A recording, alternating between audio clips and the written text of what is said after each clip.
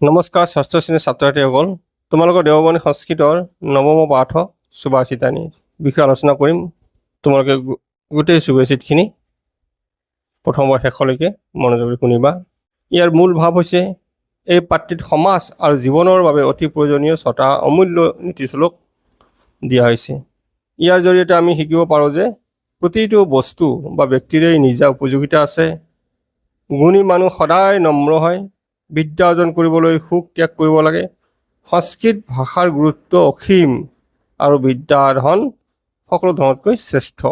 যিহেতু পৰীক্ষাত কোনটো শাৰীৰ পৰা দিয়ে ঠিক কৰা নাই, গতিকে প্ৰত্যেকটো শাৰী প্ৰথমে লিখি ল'বা, পঢ়াৰ পিছত লিখি ল'বা যাতে বানানবোৰ শুদ্ধ হৈ থাকে। মই এবাৰ প্ৰথমৰ পৰা শেষলৈকে শুদ্ধ উচ্চাৰণেৰে পঢ়ি দিছোঁ। তাৰপিছতে প্ৰত্যেকটো শ্লোকৰ অসমীয়া ভাঙনিৰ সৈতে দি দিম। তোমাৰ মনোযোগী শুনিবা।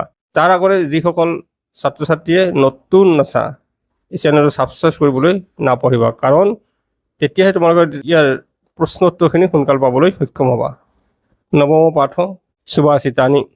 অমন্তৰম অক্ষৰম নাস্তি নাস্তি মূলম অনৌষধম অযোগ্য পুৰুষ নাস্তি যোজকস্তত্ৰ দুৰ্লভ নমন্তি ফলিনো বৃক্ষাঃ নমন্তি গুণিনো জনাঃ শুষ্ক বৃক্ষস্য মূৰ্খস্য ন নমন্তি কদাচন সুক্ষাৰ্থী বা ত্যজেত বিদ্যা বিদ্যাৰ্থী বা ত্যজেত সুখম সুক্ষাৰ্থী ন কুতো বিদ্যা বিদ্যাৰ্থী ন কুতো সুখম সংস্কৃতস্য শ্ৰৱণম পুণ্যম ভাষণম পাপনাশনম পঠনম শক্তি বৃদ্ধিং চ লেখনম মোক্ষদায়কম ৰূপ যৌৱন সম্পন্না বিশালকুল সম্ভৱা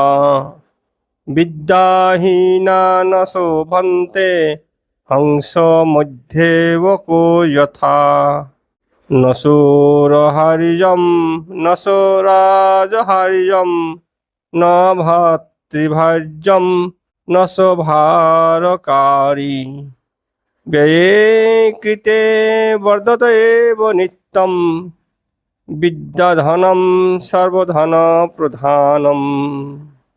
এতিয়া মই শ্লোকৰ লগত অসমীয়া ভাঙনিখিনি দি দিছোঁ। ইয়াত আছে অমন্তৰম অক্ষৰম নাস্তি নাস্তি মূলম অনৌষধম অযোগ্য পুৰুষ নাস্তি যোজকস্তত্ৰ দুৰ্লভ। তাৰমানে অমন্তৰম অক্ষৰম নাস্তি, যে সংসাৰত এনে কোনো আখৰ নাই যি মন্ত্ৰ হ'ব নোৱাৰে। এনে কোনো গছৰ শিপা নাই যি ঔষধ হ'ব নোৱাৰে। আৰু এনে কোনো মানুহ নাই যি একেবাৰে অযোগ্য।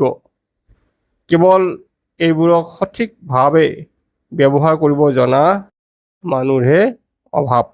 ইমান গুৰুত্বপূৰ্ণ শ্লোক। নমন্তি ফলিনো বৃক্ষাঃ নমন্তি গুণিনো জনা। একেবাৰে সহজ। নমন্তি ফলিনো বৃক্ষা, ফল মূলেৰে ভৰি থকা গছ হালি পৰে আৰু গুণী মানুহে নম্ৰতা প্ৰদৰ্শন কৰে, কিন্তু শুকান গছ আৰু মূৰ্খ মানুহে কেতিয়াও মূৰ নুদুৱায়। 3 নম্বৰ শ্লোক। সুখাৰ্থী বা ত্যজেত বিদ্যা বিদ্যাৰ্থী বা ত্যজেত সুখম সুখাৰ্থী ন কুতো বিদ্যা বিদ্যাৰ্থী ন কুতো সুখম।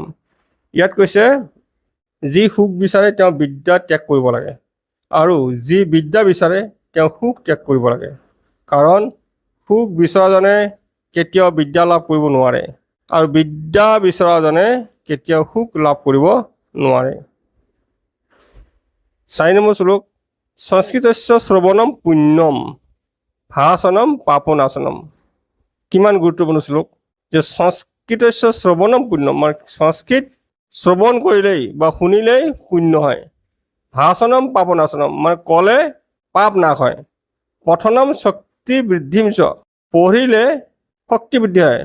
লেখনম মোক্ষদায়কম, আৰু লিখিলে মোক্ষদায়ক হয়।